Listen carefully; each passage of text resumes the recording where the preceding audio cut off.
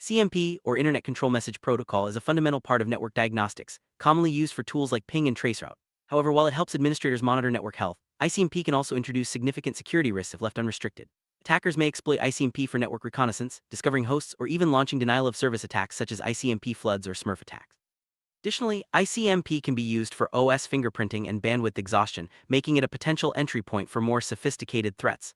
Understanding these risks is the first step toward building a more secure server environment. In the next scene, we'll explore the most common ICMP vulnerabilities you should be aware of.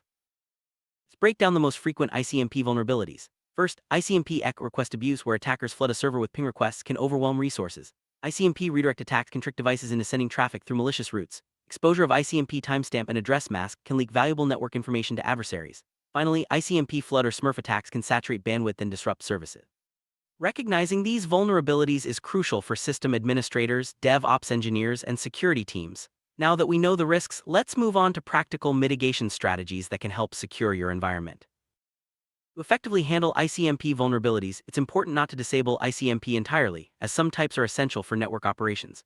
Instead, restrict ICMP to only the necessary types and limit public access. On Linux servers, you can disable ping responses using sysctl settings such as setting net IP4 ICMP echo ignore all to 1.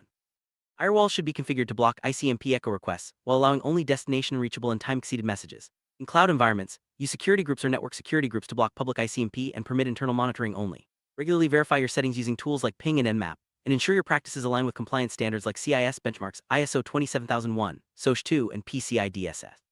Finally, remember to log ICMP traffic and review your rules quarterly for ongoing protection.